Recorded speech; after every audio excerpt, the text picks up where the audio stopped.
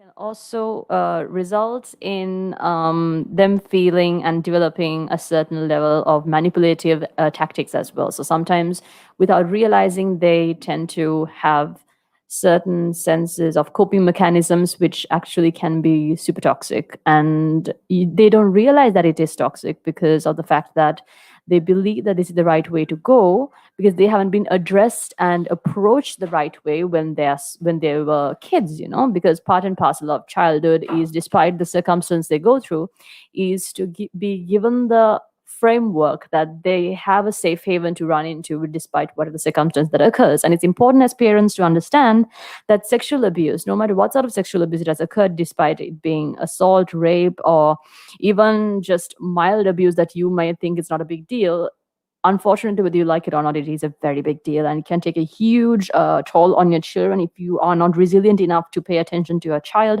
especially when it comes to especially when they want to talk to you about it, because trauma takes form in different aspects, and one of them is behavior.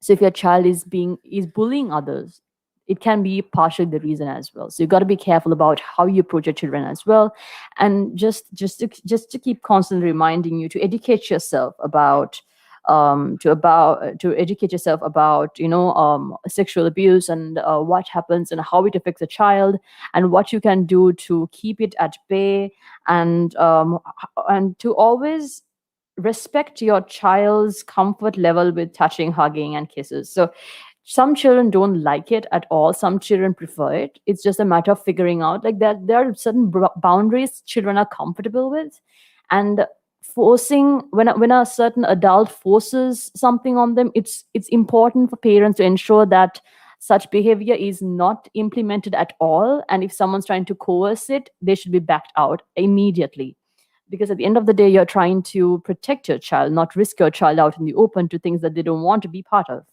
And it is important for parents to be cautious with playful touch, such as play fighting and tickling. Even when it comes to, see, especially if the child has gone through sexual abuse, chances are they are very aggressive towards certain things which can be just playful aspects, such as play fighting and tickling. Chances are they may react badly against it, and they may feel like it's an attack, and they may act against it in a very violent form, and aggression may pop up in a way they don't expect it to happen at all. It's just a matter of a reflex that they create.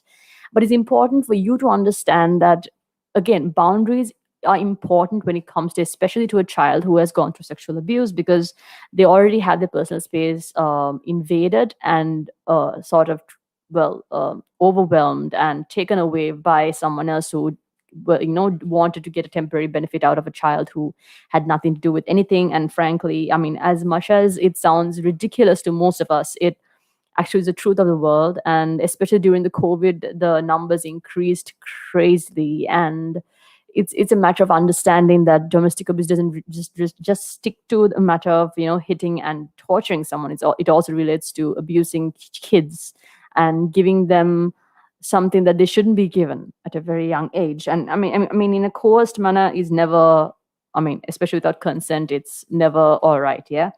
And it's important to teach children and youth about the importance of privacy. So if someone, it's important to teach your child to say no.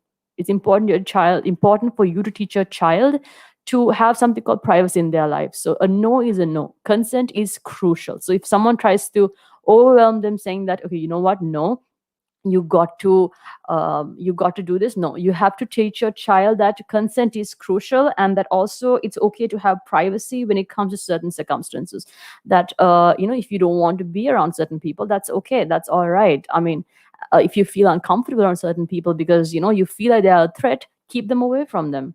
I mean, it's not a wrong thing to do because you're trying to keep your child safe, right? And it's important for your child to know about these things. And so if someone, you have to teach your child that if someone is trying to be a little too touchy, or if they're trying to be too physical with the child, chances are, I mean, despite whether they're trying to be nice or not, it's not your problem. It's a matter of keeping your child safe. And therefore, if the child feels uncomfortable about it, it's high time that you take action against it, and not just be like, oh, maybe they just do it out of love, right? What could be done out of love in front of you, maybe not done out of love when you're not around.